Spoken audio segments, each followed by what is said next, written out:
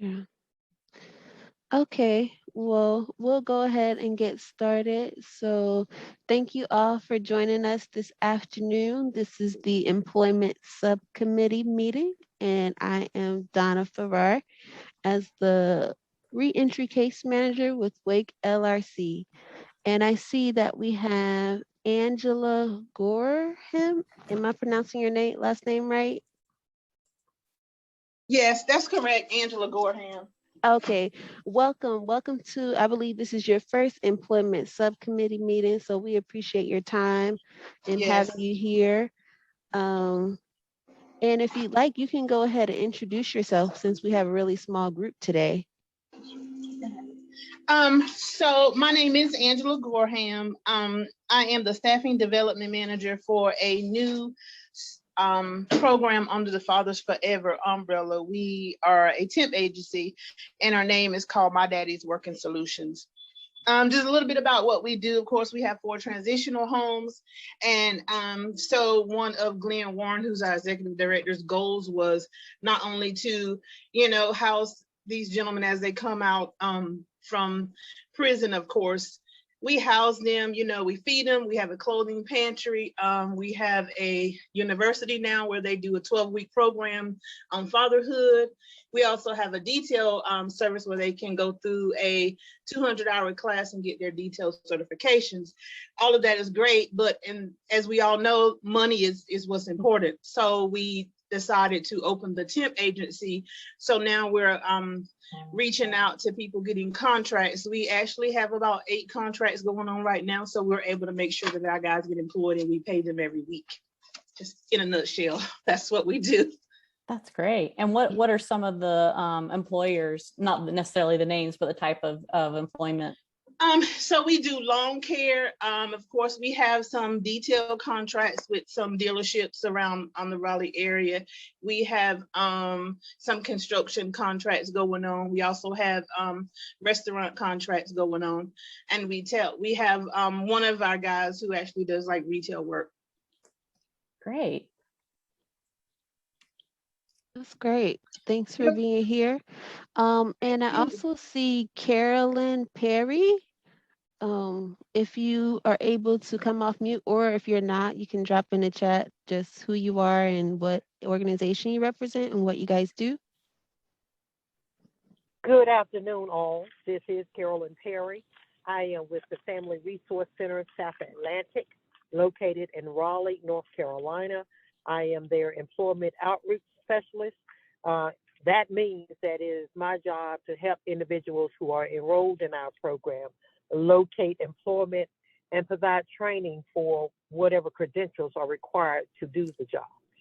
It's good to be here. I missed the last couple, so even though I'm traveling today, I was determined to be a part of it. So I'm a little challenged. I'm sitting at some store somewhere in rural North Carolina, but now that I got my connection and said hello, I'm going to get back on the road. But I didn't want to miss the meeting today because I missed the last several. And of course, I know Miss Todd. So hey, Melinda. Hey, good to see your name. And drive safely. Yeah, I want to see my face. Yeah, you all might turn me in for talking on the phone while driving. I know that does stress me out when we're like having a conference call and someone's got their phone and they're driving. I'm like, no. Right. Yeah. So anyway, good to be here, guys. Glad to have you. All right, and then I also see Miss Kim Stone from IPMW. So if you'll just come off mute, or you could drop in the chat just who you are for folks who are just joining us for the first time, and let us know what you do. Hey, everybody. Thank you for calling me out. I do not mind. I'm Kim Stone. I work with the Interfaith Prison Ministry for Women, specifically the Women's Reentry Project. Interfaith Prison Ministry, we have reentry and transition now. So folks who are not a part of our reentry program we have them classified as non-participant and participant. So the non-participants, they need assistance with, I don't know, rent or groceries or a bill. They can call our main number to speak with Shanae and get some assistance in that regard. Also with reentry, I'm so excited to be a part of it. I'm the program director and acting case manager today.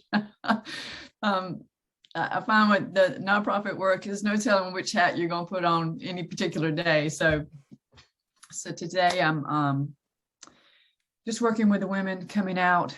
Our hope is just to build a bridge, and get our arms around these women coming out of prison to help them just put their lives back together, one foot in front of the other, help them with the housing initially, which is the immediate need, and then employment, trying to get health care, primary health care, behavioral health care, and there's just a gamut. You guys know there's just a gamut of things that they could, whatever their needs are. So that's why I'm here. Thanks for letting me tell you a little bit about me. All right, we appreciate that. And so before we kind of get into the bulk of this meeting today, I just want to announce that we are currently seeking a new co-chair. If anyone is interested, you can reach out to Melinda Todd. Her information will be on a slide later, so if you do have interest in that, you're more than welcome to join us. All right. So as a recap from our previous meetings, our last meeting was way back in May. So that has been some time. And so I like to recap like what you see. This is a lot of information here. And so over the past few months with the employment subcommittee, we've been coming up with some priority actions of what we'd like to start working on as a group. And as you can see from this slide, a lot of information. We received a lot of information about, the struggles with employment for folks who are coming out of prisons and jails to restore their lives and find employment. Some of the barriers of like, if there are job opportunities, then is there a literacy issue or transportation and that sort of thing? Do they need some additional job training skills? And so out of our last employment subcommittee meeting in May, we talked about how we wanted to focus on priority area number 3, which, and I apologize for this not being as pretty, but as you can see, we've been working. I'll say that. So we said that we wanted to start focusing on a career fair for potentially this part of the year. And I don't think there's anybody on this call who was there from the last meeting. But I guess to be honest, it was put on hold in a sense, just because of with COVID, the new Delta variant, getting logistics in place and just different things, life situations from some of the members and that sort of thing. So I guess we can just recap, Melinda. Yeah. Do you want me to, or? Okay, yeah, if you're all right Sure. with it. Okay. Sure, I'm happy to, since I watched the video. Okay. So it was really a great discussion, and I think a lot of it, what we can talk about is kind of build on that. There's a bigger idea, I think, to have kind of a larger reentry career fair based a lot on what was done a few years back, either at Tillery or at Swinburne, either location being a good opportunity. But I think there was a lot of concern about, what would it look like if we couldn't do it in person? Is it worth trying to do in person? And even then, that was the end of May. We know even more now that in person right now is, or large group in person may not be the way to go. So, but that was really where the discussion was going, that I think that is the bigger goal of the group, but maybe we could do something small, like do a couple of employers together to do a roundtable to talk about what are some of their needs, what are their concerns, and begin that other side of it, which I think we're always thinking about, is that it's not just about finding employers, it's about also doing some, and I think Donna has said this really well in the past, is like, it's also educating employers and helping them understand the clients and helping kind of build their awareness and their ability to take advantage of the great opportunity that returning citizens provide in the workplace. And so I think, if I remember right, and correct me if I'm wrong, Donna, but I did listen to it probably very fast. But the next step we were talking about is doing something a little bit smaller to learn more about employers and thinking more about it. So we spend the fall really kind of getting our plans in place, reaching out to some employers, and then hopefully as things start to loosen up and be safer for all of us, do something maybe in the spring. Was that a good summary? Yes. Okay. Yeah. And so we have created an employer list. It hasn't been like gone through or updated, so to speak, but just some potential folks who I may have worked with or other individuals in the past who is willing to hire folks who have a criminal background. So that could potentially be a good place to start as far as just reaching out to employers. I am curious with, I know Carolyn, you're driving, but maybe from Angela or Kim, what have you guys been doing as far as employment or reaching out to employers? Can you guys hear me? Oh, yes. I'm sorry. Yeah, this is Carolyn. I wanted to come off mute because I did want to answer that question. I have been to quite a few government fairs. The one virtual fair that I went to was in collaboration with the NC Work Office. It was well attended by employers. It was not well attended by returning citizens. And of course, the issue is the technology involved in it. But it was actually the way they set it up with for those individuals who could gain access. They had a chat room that had the HR director many times or the hiring person in there, and the person was able to talk on site with the person that was on the virtual site at the fair. The other one that I went to that was done really well. We didn't have a huge turnout, but I think that was just sort of the logistics piece. It was at like a fire station. And the reason why I liked it, it was what we call a drive-through fair. And so the employers were in there, was outside. We were in the bay of the fire station. And individuals could not get out of their cars. They had to drive through the bay, and any station that they were interested in and they wanted to talk to, staying in their cars and must wear a mask, they stopped at that particular station in their cars and talked to individuals. And matter of fact, we just did a second one of those down in Roanoke Rapids, Halifax County, a month or so ago. And again, not bad. More participation than the virtual one. So if I had to choose between the two, those are the two that I like. And I went to one. I wasn't involved in it, but I just wanted to see what it looked like.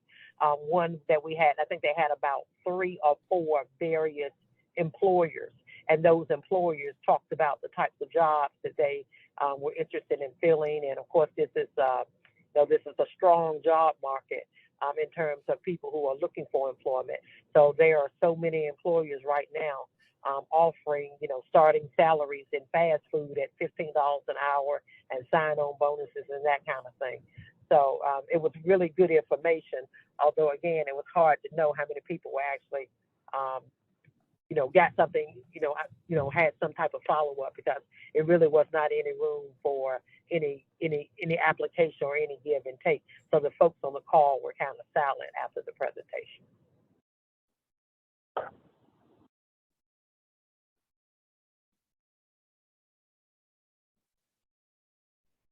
Okay, that sounds cool. The one with the fire station. I would have liked to seen that. Me too. Yeah. Angela or Kim, as far as like working with employers, or how have you guys been connecting participants with employers? Or have you done any virtual or in-person events regarding that? No, I haven't. And I'll just be quite frank, because I'm new to the organization and I'm new specifically to case management, I'd really like to know more about what type of options I have, what we can do to better serve the women that are coming into the program about finding out. Because when I came on board, a couple of the ladies already had employment, and then they kind of, the grapevine is a powerful instrument. They just kind of get each other connected to people they know who are hiring. But I do want to be more efficient, just more proactive on that front to kind of get it in front of them. This is where we need to go, and this is who you need to contact. I did direct one of the ladies to Career Works, I believe, the Career Center. Good. But I just need more information, so that's just So, as like, honest as I can get. okay, so would it be helpful if you had like information regarding where there might be job training sites for people to like brush up on their skills, or where they could look for a job? Absolutely, absolutely. And the Miss Perry, I believe, the lady who just spoke, if there are, do you have information on, are there job fairs taking place now in our area that I can get to? Should I just do cold calls? I'm willing to do whatever, just not sure the most effective way. So if I could tap in on that, this is Angela. So I actually just left a job fair this morning. Go Triangle had a big job fair this morning. They had it at Mount Peace Baptist Church off of Martin Luther King Boulevard. And they had people from Passage Homes. They had Step Up Ministry. A lot of places that I did not know about that help people, find jobs, like People Ready and Labor Ready, and those labor finders and those sort of things. So I got a lot of good information, even though I am a temp agency and I'm looking to contract with people. So what I do for my people, I go out and look for the jobs and I get them to contract with us. And then we hire the people that I have already hired in my agency. I just send them out to do the contracts. But they are going to do another job fair, I think, in maybe a month or so. But if you wanted to reach out to Go Triangle, they set up a lot. And like I said, it was 7 or 8 different vendors throughout Wake County there. Unfortunately, I only saw 2 people out there looking for jobs. I mean, they were there from 10 to 2, and I was there from about 11:30 till 1. And during the time I was out, there's really nobody out looking for jobs. I don't understand that, because there's so many people out of work and there's so many jobs are available. But yeah, I know there's some events going on, and I'll be more than happy to send out, if you send me your information, whenever I get information about job fairs, I'd be more than happy to send that information out to anybody who wants to know to go, or send their, send people.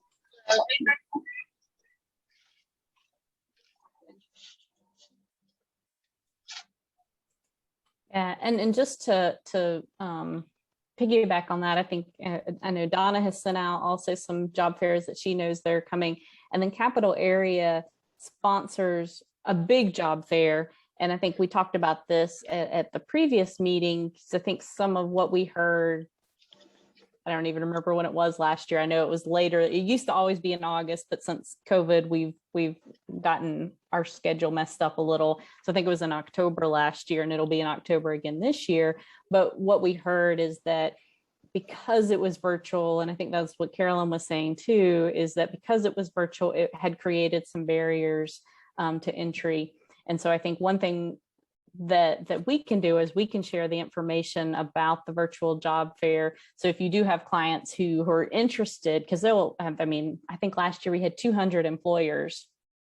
And so it might be that our clients could use some additional support, connection to, they could even come into our career center and use one of our computers to participate in the career fair.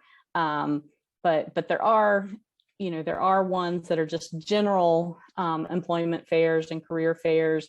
Our hope is to kind of create one that's specific for re-entry, but certainly we can help connect people to ones that we know that are out there. And I also think maybe how to support our clients so they have overcome some of those barriers that are created by having it on a virtual platform. Sure, I appreciate that. One of the things I thought about when you talked about, I've heard a couple of times that folks just don't show up. We are starting this like a mentor circle, because the women do have, they want to go to work, but there are also significant self-esteem challenges. They just don't feel confident enough to go into a center, a career center, or anywhere. It really is a barrier that they feel strong enough or confident enough in knowing what to say, having the language to say. So I'm really hopeful about this support, these mentors that can go with the ladies, and perhaps with the men too, just to give them a boost of maybe give them language to help them maybe try, maybe say this, or maybe say it this way, or just a moral boost, because self-esteem is such a barrier, an obstacle for them. Mm-hmm. Thank you so much. And Melinda, this is Carolyn. Again, to your point, the annual conference, I think are you talking about the Workforce Development Conference that's typically held in Green this time of the year? No, I'm talking about Capital Area work every year with WRAL does a career fair. And yeah, so we end up, I mean, it's for the whole region. Like I said, tons of employers. Not all the employers are offender friendly, and at least as of yet, we haven't done something where they have to say if they are. But right. It's a wide variety. It runs everything from UNC looking for instructors to Bojangles looking for frontline workers. I mean, it's really the whole gamut. And it's usually a great opportunity. I hate that it's been virtual for the past year. Right. When is it this year, Melinda? That's what I was like, I should know off the top of my head. And so I'm actually looking, I know I'm sure I'm like scrolling through my email trying to find the announcement. But it's definitely coming up. I'm just not completely, but before we get off, I will get that. And I'll make sure that also Lenarda has it so she can get it out to the whole network. Thank you. That would be great. Mm-hmm. Yeah, and I think that's a really good point that you mentioned, Kim, about just people feeling comfortable and confident enough to actually go and talk to an employer, look for an employment and what to say, because maybe they have been out of work for years, or if they have been incarcerated for years, and just that transition in itself, it can be really difficult. And I love the idea of just having a mentor. And I know, like, personally, just working with folks, I had like a small group of folks who I had come to the NC Works Career Center, and then we logged in on one computer, my computer. They were brought into the room, and then they were able to interact with the employer or the hiring supervisors so that they could see them, hear what they were talking about and discussing. And then after it was over, I took them over to the computers to help them get set up on the computers and to be able to fill out the application. And I think just having that extra layer of support is really important and critical for the folks that we serve. Of course, not all of them, but probably the majority, they do need that support. And so I think, like, when we do have our career fair, and something that we did mention previously, like while brainstorming this, is that we kind of prep individuals beforehand so that, they may not still be 100% confident, but at least they'll have some tools in their toolbox to be able to actually come to the event and participate.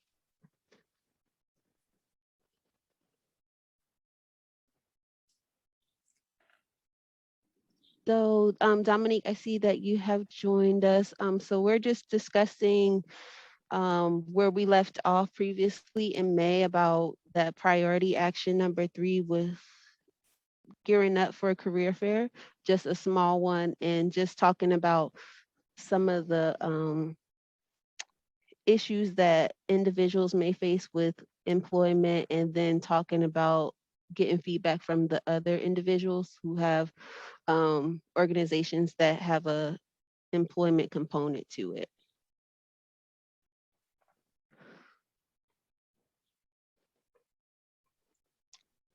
right. Does anyone have any like questions or additional feedback or comments? Um, Hi everyone. Dominique, I do have a comment. I came in coming off another meeting.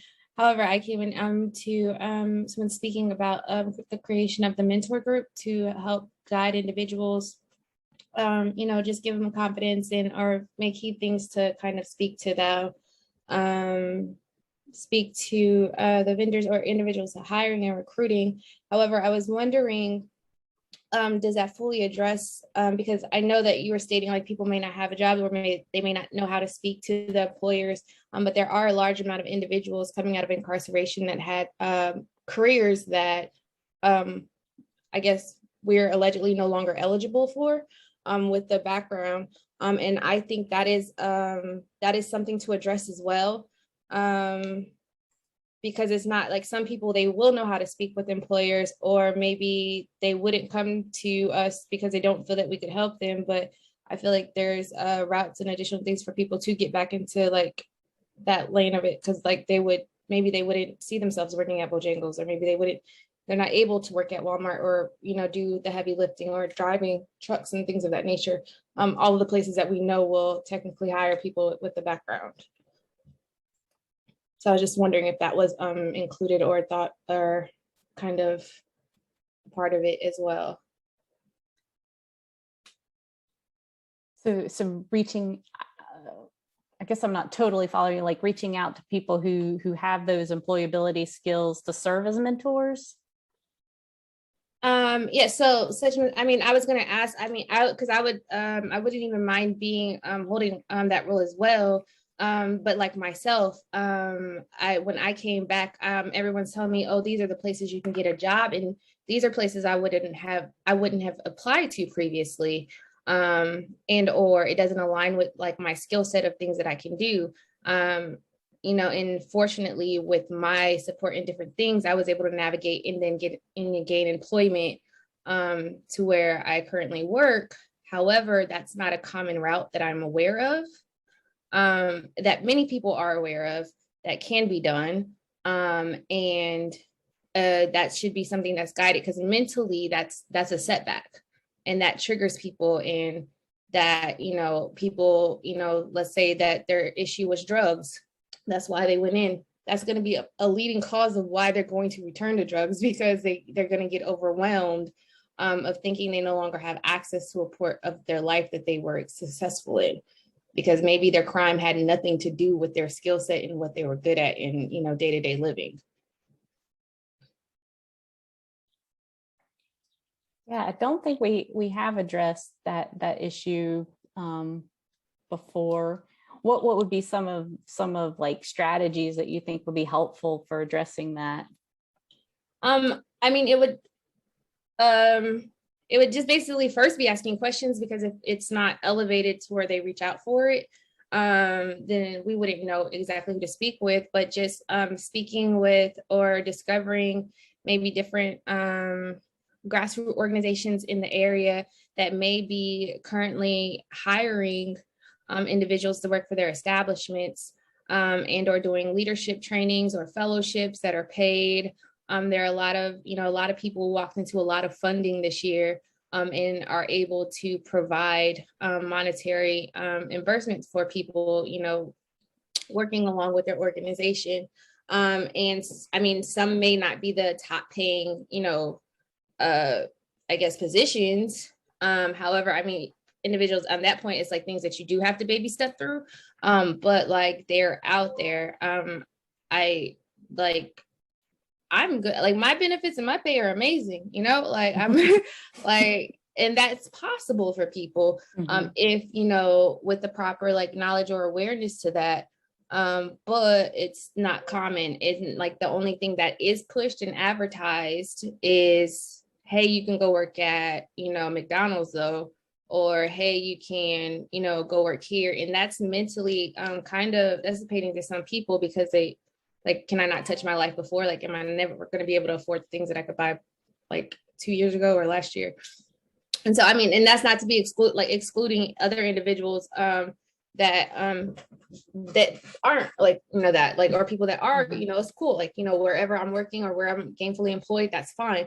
Not shunning one or hiring either person on that scale of it. It's just making sure that all are addressed, because a lot of it always has to be identified that there is a very new lane of individuals that are being incarcerated right now, and they're not criminals, myself being one of them. So it's just like to ignore that, and not like address those individuals as well is that's not fair, even though I know that's not fair. So it's not a fair thing to say, but that's my point.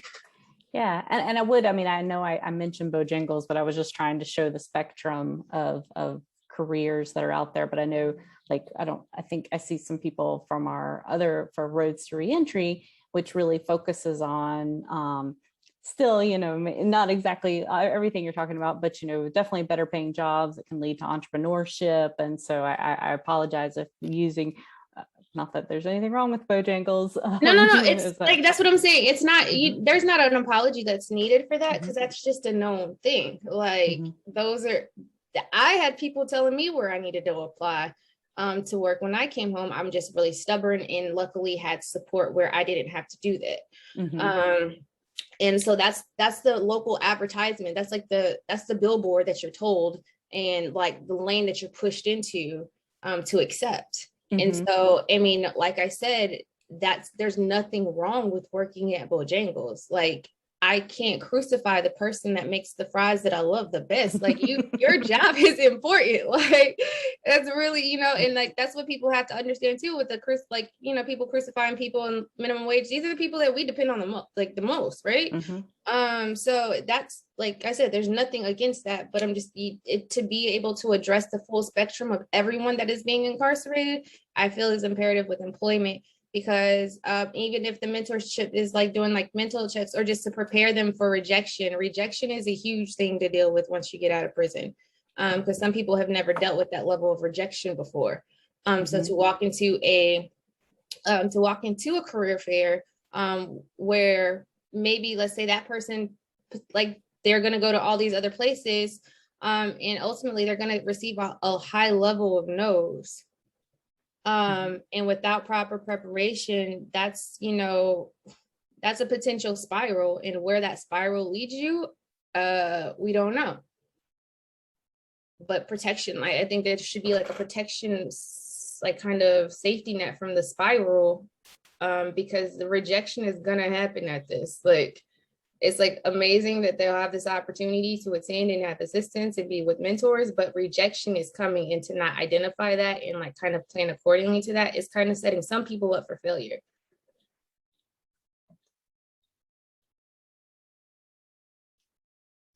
Yeah, that's an interesting point, and it does. I mean, we do want people to be employed. That's our ultimate goal, but also to be able to advance in their careers, or to be able to have that choice to choose what they want to do.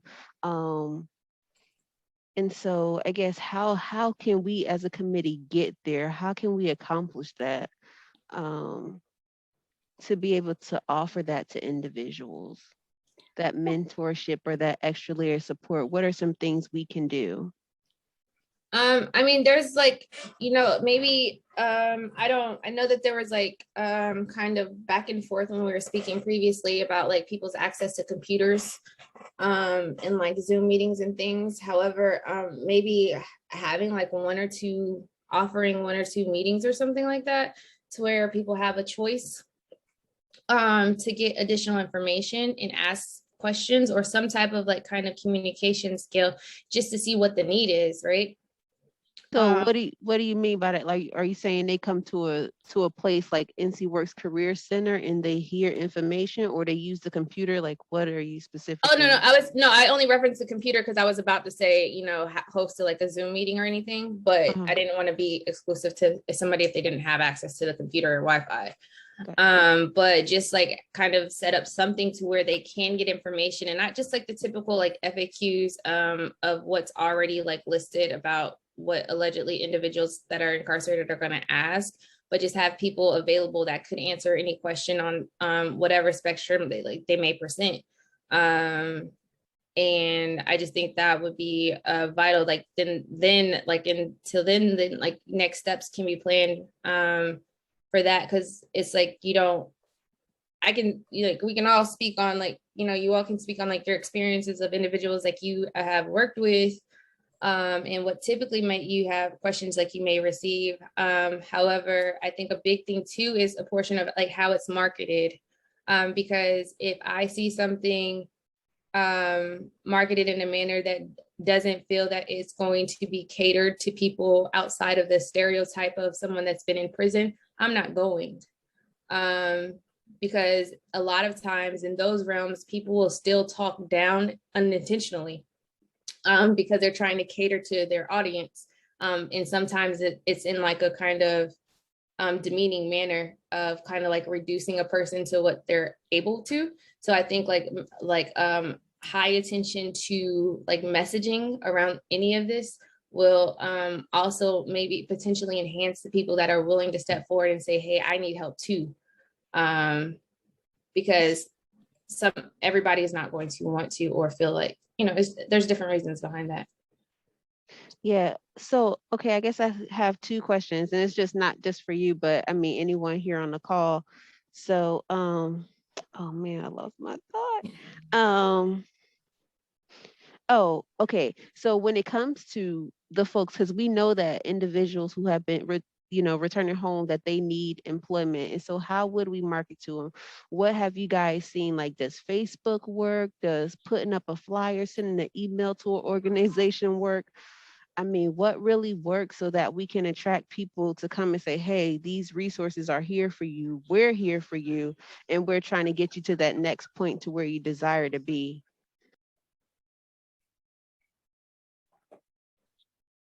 Anybody? I just wanted to give someone else a chance to speak first. Yeah. Well, I know I was just Career going to say Center- for us, I'm sorry. No, you go ahead. Like specifically for IPMW, I think what might work well for us is a case manager. If that's me today, it is, and whoever it will be in the future, to perhaps that person reaches out first and maybe set up an appointment to talk with someone one-on-one before. Say, here's what it looks like. So here's what can happen. Maybe you can, we can get you to this location, and I'll work with you one-on-one, or we'll have set up an appointment time where we can look through existing jobs and talk through whatever options or obstacles might be in the way. What's going to come up? What to expect about the whole situation of searching and finding the job for you at this moment. Maybe, making it that official, if you will. Just get an appointment on the calendar. Afternoon, everybody. I've got just a question. This is Natalie. Kim, I was wondering if it would be helpful for you guys to do maybe a tour of the center with a group of the ladies who participate in your program, so that they can actually walk through, see the center, talk with staff about what resources are there, see how using the center could be beneficial. This is aside from this subcommittee. It just made me think of that when you were just speaking, that's all. I could probably, because some of the ladies are working, but maybe just set up the tour for the new lady that comes in, because we have the first 30 days essentially where we ask them to just take a breath, decompress, shake the incarceration off of you if we can, and then maybe after that first week, maybe Monday we do this and Tuesday we go here, and have it be structured that way. Mm-hmm. Yeah, I mean, because they just do a really non-intimidating orientation when you go to the center. There's a really kind of laid-back video that they can watch, and then could be introduced to the reentry team that's present and co-located in the center, just to see what other resources that are specific to maybe some of the barriers they would face. That might be a good a good thing to do, particularly for your new people as they come out. But Yeah, I was just thinking it might be a good thing for me to do, and maybe whoever comes on as case manager to kind of go through.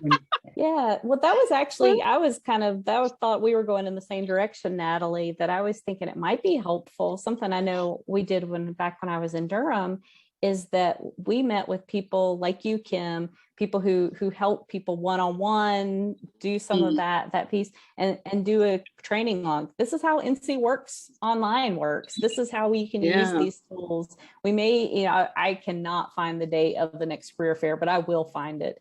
But that could be even something we could do if we had, people who career case managers, others to say, yeah, these are some of the tools for doing virtual classes, and so kind of do a train the trainer of some of those kind of core job seeking tools that exist, like NC Works Online, like Access NC Works. And then even, I think everyone uses the same virtual career fair platform. So we could even kind of show how to use it, because frankly, I haven't used it.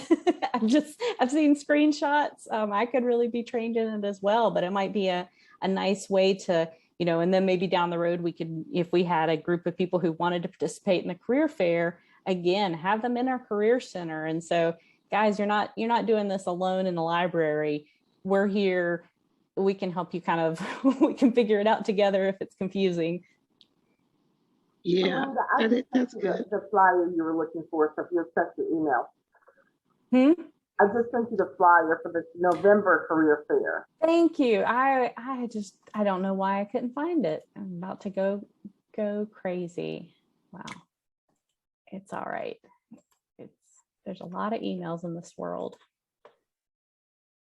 Donna, the last time, I think I may have been at the last meeting where you guys talked about doing maybe a series of short workshops where you talked about doing some of the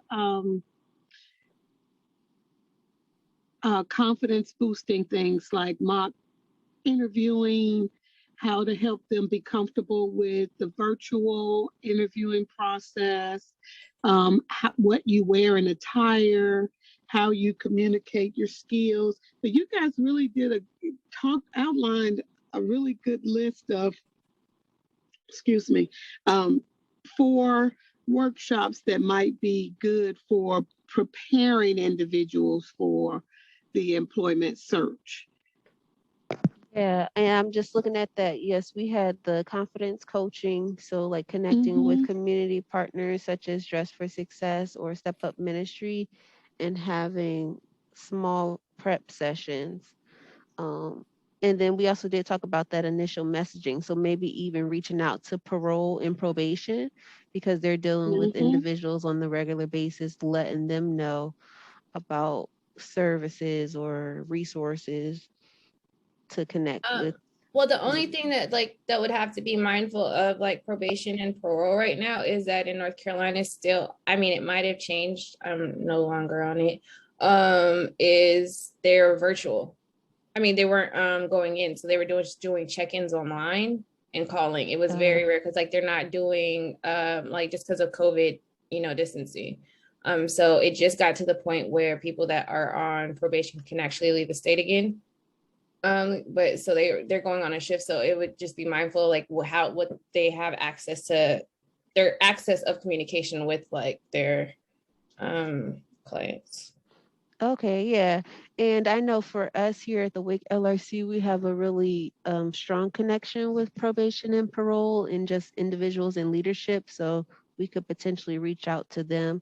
And I know some of the folks I've served, they have been going in to see their probation officer. So, but we'll do our best to get the word out though.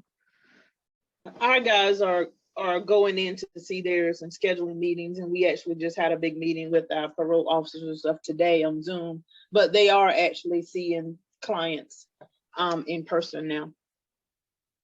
Okay. So it sounds like there's a lot of kind of bigger goals to work on. Are there a couple of small ones that we want to try to zero in on by the end of the year? I think at the last meeting, we talked about wanting to do maybe a small employer roundtable. Are there? I'm sorry. No, go ahead. I think an employer roundtable would be imperative. I was working over the summer. I was with one of the groups, and it was basically a program that they have in Charlotte, where it's an entrepreneurship program, where people that have been previously incarcerated go through like this whole training course, but they have all these people coming in teaching them different aspects of putting together a business, initiations. Then they have options at the end of it. Some of them are provided funding to start the business and further coaching. Some others are just provided like the initial job assistance and doing just to work. But long story short, it's just there's a lot of other affiliates that are able to come in to place knowledge on just surrounding issues. Because one of the higher things that I love is starting to be addressed more is that we can provide people with information for jobs or working or how you're supposed to speak. However, the one thing that derails a lot of individuals is like the real life that happens alongside of that. So it's not just looking for a job, but it's like, okay, so how do I afford the job, get to probation, pay my probation fees, do like you have like 20 angles coming at you at once and it becomes overwhelming and then people just stop. And so I just feel that to pull in some aspect that still identifies that part in a realistic manner that doesn't demean anyone or speak down to them that they're a different category of human is imperative too, just so they can continue benefiting off of the rest of the assistance as well.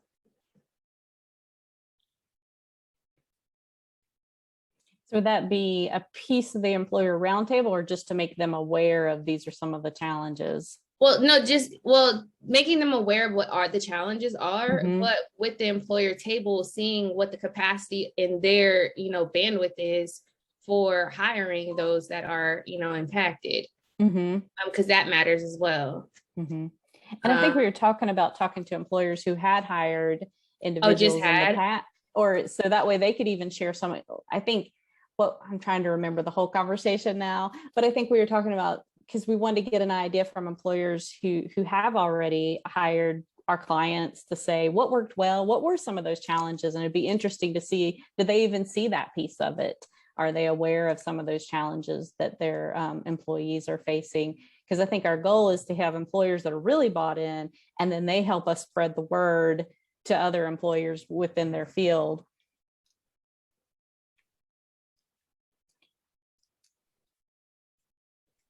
So do people have employers that they might recommend? I know there's a great list that we could tap to, but I didn't know if there's anyone else who'd like, I love working with this employer. He or she is a great advocate for my clients, anything like that.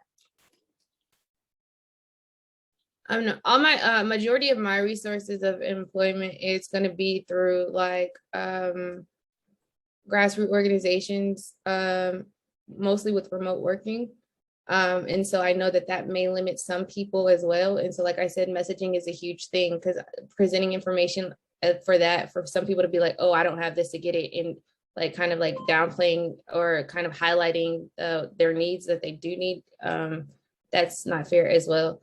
So I don't know. I haven't thought of a proper way to introduce some of those opportunities for those that do meet certain qualifications for it. Don't know if you have Southlight on your list. No, I don't know.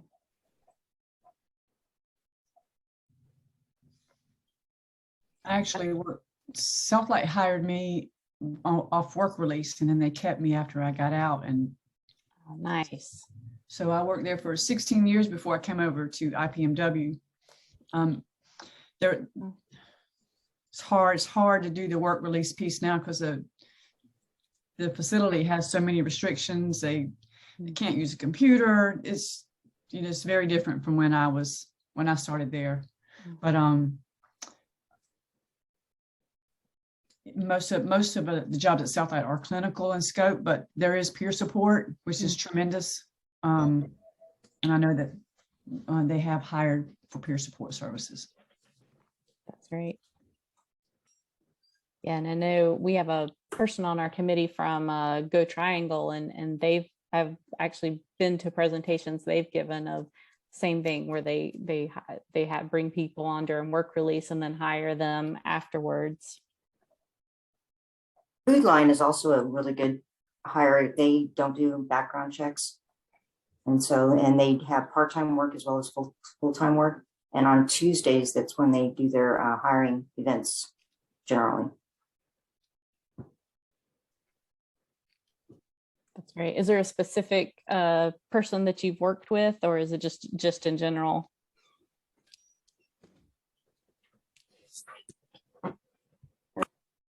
So I do have a person. I'll have to dig up that name. Oh yeah, name. Well, we can follow up with that. I just wanted to start to see if we had a nice mix, which it sounds like we do. If we're talking about kind of direct service, transportation, food industry, I think we can also look at that list that Donna put together to see if we can have a mix. Because how many, like we make like 3 to 5 employers just to get started?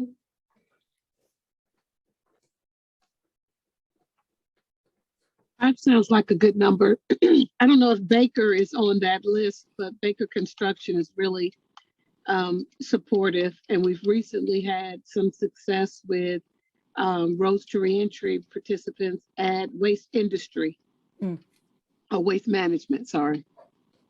There's also food line distribution centers. When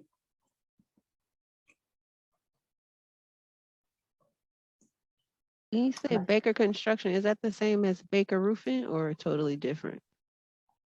Natalie?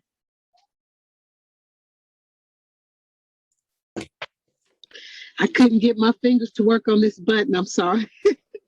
I'm not sure if I think they're different, but CJ has them listed. Mm-hmm. He could I give feel like you the I've seen contact trucks for with sure. both names on it. I have too, but and that's why Yeah. that was a good question. Actually, I never thought about it, but I think they're different. But yeah, we can find out for sure. And then I guess the other piece is thinking about what are some of the questions. And one thing we've done on another committee that seemed to work well, since we're running short of time, is we can create like a Google Doc that if people want to have like questions that they would want to ask or think we should use when we're doing the roundtable, we could do that, since I know we've got 5 minutes. Although if somebody has some questions that they think they want to share right now, we do have some time.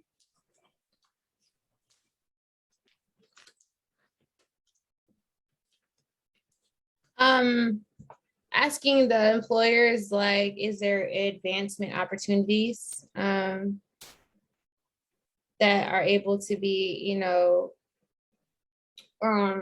like spoken on, like, because like when people are able to see someone started working somewhere and where they were able to advance to in that position is highly motivating, because it lets them know, okay, that person was in my position, there's potential for me to grow as well.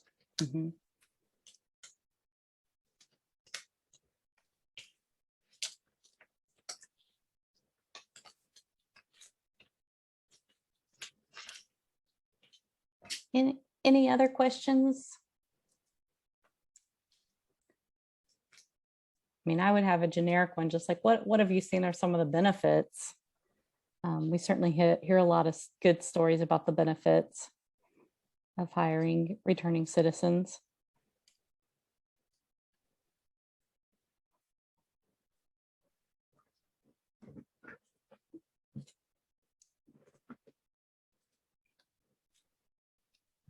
And this is Carol.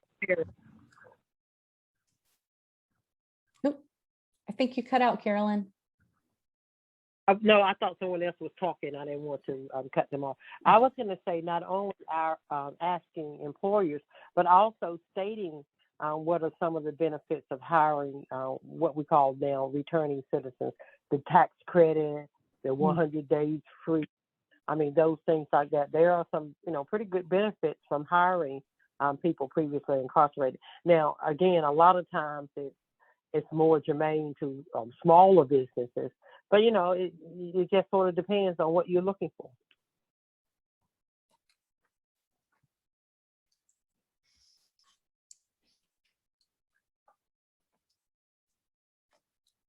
I was gonna say, this is Lenarda, let me turn my camera on. I don't have any, I don't know of any particular instances that I can cite, but Wake County government should also be background friendly, if I'm not mistaken. I know we are pushing more inclusive hiring practices. So I think Wake County government should also be on that list. Yeah, and City of Raleigh, I know they're both ban the box. Yes. That next step, Yes. they need help on, but that's what we're here for.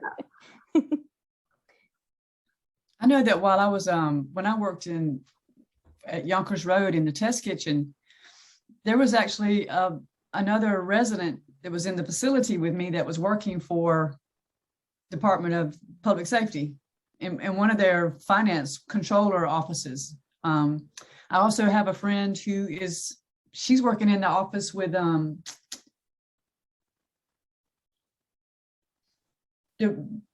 I forget the name of the organization. I should know it because I'm in bankruptcy, but the people that work with bankruptcy, she's at the top. She actually got me in touch because I ran myself in the ditch, not knowing how to handle my finances.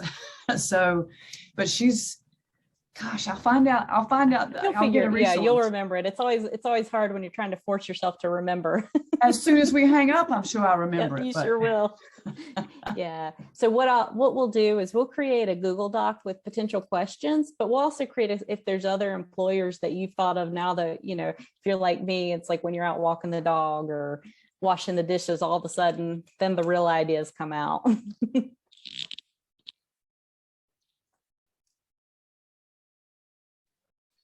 All right, so for the sake of time, if nobody else has anything they'd like to share, I'm gonna head to the announcements.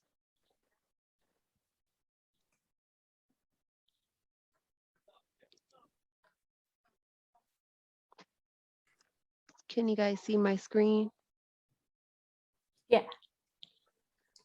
All right, so next up, we have the Criminal Record Expungement Clinic here, October 7th, and the date for November is actually Tuesday, November 2nd. And we usually have those the first Thursday of every month, but just continue to keep your eye out for those flyers and be checking the date. But again, the next date is October 7th, and then for November, it's November 2nd. And it's held at the NC Works Career Center at Tillery Place off of Capitol. Next, we're gonna have our big Wake LRC Council meeting, October 28th from 1 to 2:30. And then our next Employment Services meeting will be November 18th. Same time, same place. And then if you guys need to contact us, here is our contact information. Feel free to reach out if you have any questions, want to know about some employment resources. We'll do our best to see if we can assist you with that or get you connected to the right individuals. And other than that, does anyone have any questions before we close out? Nope. All right, so I guess next steps, like Melinda said, we are going to create a Google Doc about the employer roundtable. We know our ultimate goal is to have a career fair for individuals, but there's just some critical steps that we need to take before we get to that big event. And so our next step is going to be to do the employer roundtable, get some questions. We'll send it out to you guys so you can add anything, and then we'll let you know what the next step will be after that. Does that sound good to everyone? Give me a thumbs up. All right. Wonderful. So thank you all for being here with us today, and we'll look forward to seeing you and talking with you real soon. Have a good afternoon. All right.